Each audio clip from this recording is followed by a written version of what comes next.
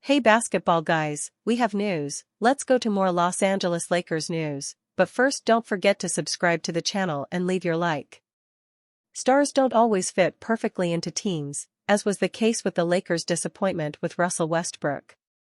And for this season, stars are being considered in Los Angeles, but there are young players with potential to be developed, such as Eric Dixon, who is a great scorer and also makes a lot of three-pointers, which could help the Lakers. Rumors: the Lakers have a chance to invest in a young player who has already made 94 three-pointers and is a phenomenal scorer. Of course, he wouldn't be a starter right away, but he would be valuable in the rotation. Lakers predicted to snag NCAA's leading scorer in mock draft. The Los Angeles Lakers have a massive summer ahead of them. The Lakers are coming off a season that saw them come off another first-round exit. It was not what many expected, especially after capturing the number 3 seed in the Western Conference. However, their matchup against the Minnesota Timberwolves exposed many holes in their flawed roster. The focus now is to fill those holes and build an airtight roster to compete for a title next season and beyond. The Lakers will look for upgrades in free agency and on the trading block, but they could also come in the draft. Los Angeles only has one pick in the 2025 NBA draft, and it will be the number 55 overall pick. Like last season, the Lakers' second-round pick is late in the second round. The odds of the Lakers finding not only a special talent but also a contributor for next season and beyond are low. However, according to this mock draft by Jonathan Wasserman of Bleacher Report, that could be different in this year's draft. Wasserman predicts the Lakers snagging the NCAA League's leader in points, Villanova forward Eric Dixon. There are a lot of questions about Eric Dixon's fit at the next level, such as who does he defend and will he create separation offensively. But late in the second round, teams will at least talk about the nation's leading scorer who just hit 94 threes at 6 feet 8 inches, 265 pounds. He may have become a sharp enough shotmaker for teams to see some type of stretch 4 and pick and pop roll. The 24-year-old led the NCAA in points per game with 23.3. Standing at 6'8", Dixon is an effective and versatile scorer who can score at the rim, mid-range, and beyond the arc. In addition, Dixon could also do the little things besides putting the ball in the hoop. He does all the little things, including positioning himself for rebounds and getting good positioning on the court. As for his limitations, his lack of explosiveness on the court, especially on the defensive end, is a big red flag. His playmaking and defensive switchability also need development. Dixon is as finished a product as a college player could be, considering his age and 5 years in school. However, that doesn't mean he could play a role for a championship-level team if provided the opportunity. Free agents the Lakers must convince to come to Los Angeles on a discount.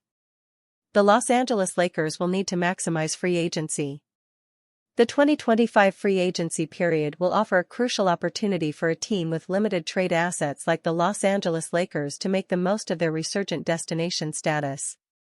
The roster needs to be properly filled out around their 2 superstars, and this would be a great way to do it. The Lakers will have a long list filled with areas of need, including center help, bench depth and scoring, wing defense, shooting, plus more.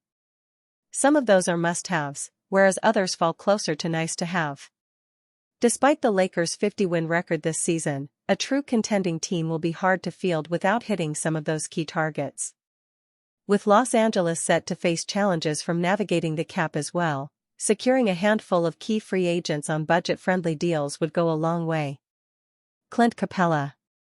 Clint Capella is the most obvious center target that can practically be secured, and fits well with the Lakers roster in the upcoming free agency period. Rob Pelinka would need the veteran center to be comfortable taking a bit of a pay cut in the process. Capella was paid $45.9 million over his last 2-year contract signed with the Atlanta Hawks. Before that, the Swiss center was earning $90 million on a 5-year deal given to him by the Houston Rockets. Perhaps Capella would be feeling generous about a discount after those last 2 deals. The 31-year-old center is certainly creeping towards the latter stages of his career. However, at 8.8 points, 8.5 rebounds, and 1.0 block per game in 55 appearances with the Hawks last year, the Lakers would certainly welcome that kind of presence down low. Ty Jerome. Ty Jerome was set to be a well-paid man in 2025 free agency before a disappointing second-round series against the Indiana Pacers. This is where the Lakers can come in feeling optimistic. If there was enough reason provided to caution teams against a big market for the free agent point guard, Pelinka could swoop in and hand out a prove-it deal to Jerome. There are certainly much worse stages to have the NBA world pay attention to you than Los Angeles. As a trade-off, the Lakers would get to enjoy the shooting, scoring, and playmaking from Jerome off the bench as they push for a title together. That is a win-win for both parties. Malik Beasley. Malik Beasley already got a crack in Hollywood after joining the team during the 2022-23 NBA season via trade. The initial run with the Lakers was far from ideal. However, Beasley is coming off a season where he was second in the entire NBA in three-pointers made with 319 going through the bottom of the bucket. That kind of spacing next to Luka Doncic and LeBron James would be a gift. Everyone loves a good redemption story. If teams are still wary of the veteran sharpshooter, the Lakers should give Beasley his. Lakers' biggest hurdle in trading for Luka's perfect five can't be blamed on Pelinka. Luka and a favorite teammate will find it hard to reunite in 2025-26, and it's not Rob Pelinka's fault. If the Los Angeles Lakers fail to acquire Daniel Gafford or Derek Lively too from the Dallas Mavericks, it's not Rob Pelinka who would be at fault, it'd be those who scolded Nico Harrison. That's an admittedly bold statement, but the manner in which the basketball community mocked Harrison could cost the Lakers in the end. Based on a recent report, Los Angeles's biggest hurdle in acquiring either Gafford or Lively is the fear that Dallas would be viewed as an incubator for another franchise's success. Harrison faced an unprecedented level of vitriol and criticism in the aftermath of the trade that sent Doncic to Los Angeles in exchange for a package that centered around Anthony Davis. Calls for his job existed both on social media and at Dallas home games, thus creating a tense closing stretch for the Mavericks. According to Dan Woik of the Los Angeles Times, individuals around the NBA are wondering if the Mavericks would be willing to complete another trade with the Lakers after the backlash they received the last time around. The trouble, of course, is that people around the NBA wonder how it would look if Mavericks general manager Nico Harrison engaged Pelinka and the Lakers on another trade after the last deal between the teams was so unpopular that it caused protests. Other options are likely to exist for the Lakers to consider. But given how well Doncic played with Gafford and Lively, it's unfortunate to think they could be written off due to external issues. Daniel Gafford, Derek Lively, 2 deals unlikely due to Luka trade backlash. Gafford and Lively became the shining example of the type of center Los Angeles would find it ideal to play alongside Doncic. Athletic rim runners who provide two-way value, they're modern bigs with old-school qualities. Unfortunately, they're also playing for a franchise that's been linked to the Lakers in a way that seems to decrease the likelihood of an off-season transaction. If Dallas declines to negotiate, then Los Angeles will be deprived of 2 of its best potential trade targets. Lively is widely regarded as one of the most promising young bigs in the NBA, due in no small part to his athleticism, impressive wingspan, and his innate ability to get involved in every phase of the defensive game. Gafford, meanwhile, is a rim-protecting menace who thrived in the pick and roll, and has proven capable of playing big minutes on a postseason team. The cost of acquiring Lively would likely be higher given the fact that he's 21 and has shown signs of obscene untapped potential. For a Lakers team that's short on trade assets, that likely rules this possibility out if the team is unwilling to move Austin Reaves.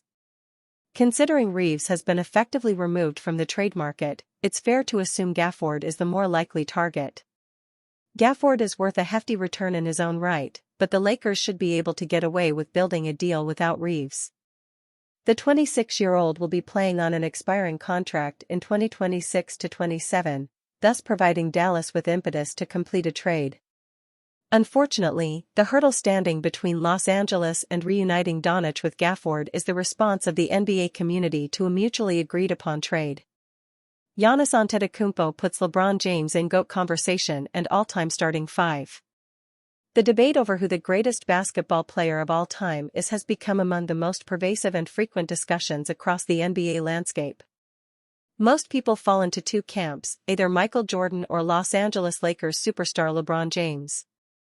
There are valid arguments for each player, but the debate has become somewhat toxic over recent years. Players are among the most likely to weigh in on this debate, as they all have their own opinions and are constantly asked about the subject in order to help fan arguments. The most recent player to share their thoughts is Milwaukee Bucks star Giannis Antetokounmpo. Giannis is going to be one of the most talked about players in the league this offseason as he weighs the potential of a trade request away from Milwaukee. But on Saturday night, Antetokounmpo was simply answering fan questions on social. And when asked about his GOAT, he said it is between James and Jordan but made sure to note that could change. Many players take the same route as Antetokounmpo, which is to not make an exact determination between LeBron and Jordan and to simply say that it's one or the other. The interesting part of his answer is the end, where he says for now. That could be interpreted as him saying that he could eventually take that crown, or that, at some point, someone will surpass both. Giannis also revealed his all-time starting five that included James and another Lakers legend in Kobe Bryant. With Antetokounmpo potentially being traded this offseason, his respect and admiration for James is notable, although it is unlikely the Lakers have enough assets to pull off that sort of deal. LeBron James shouts out Caitlin Clark.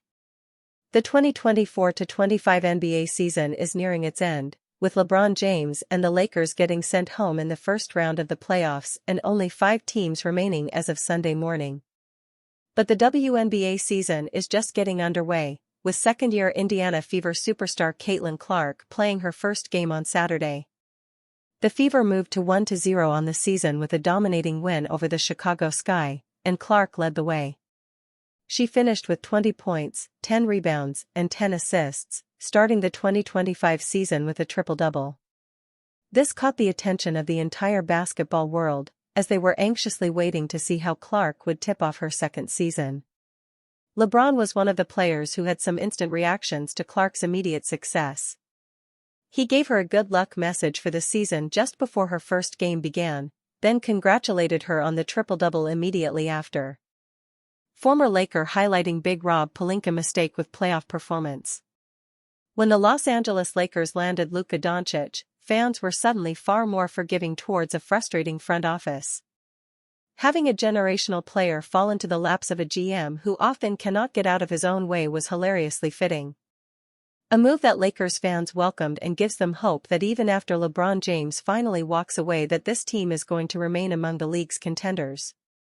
With that said, this playoff run has been a great example of just how lost the Lakers front office has been. This dates back to a decision the OKC Thunder have headlined when the Lakers opted not to retain Alex Caruso. Caruso was pivotal in the team's Game 7 win over the Denver Nuggets. Watching Caruso play such a huge role on the team favored to win it all serves as a reminder of what should have been for the Lakers. Alex Caruso is the perfect example of GM Rob Pelinka's incompetence.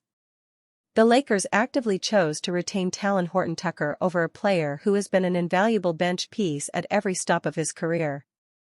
Making matters worse is the fact that Horton-Tucker didn't pan out with the Lakers trading the forward in exchange for Patrick Beverley. In reality, the Lakers gave up years of Alex Caruso for failed answers in Horton-Tucker and Beverley. It is easy to imagine just how well the point guard would fit in with the Lakers core even now. Having Caruso off the bench would give the team more ability to rest Luka, LeBron, and Reeves. Caruso can knock shots down in the clutch and isn't afraid to defend any matchup. This was evidenced by the point guard tangling with the league's best player in the Thunder's Game 7 win. All of this points out, the Lakers have consistently failed to build a cohesive roster since the team's bubble championship. After winning it all, the first response by Pelinka and the Los Angeles front office was to tear it all down. Pelinka, having Luka fall into his lap, doesn't atone for the mistakes of the past. This includes the huge mistake of letting Caruso walk away and now compete for a franchise expected to win it all. It should still be the Lakers that Caruso is contributing to if the team had the ability to evaluate talent at any consistent level. No question, Caruso's playoff moment shines a bright light on one of the biggest mistakes in recent Laker history.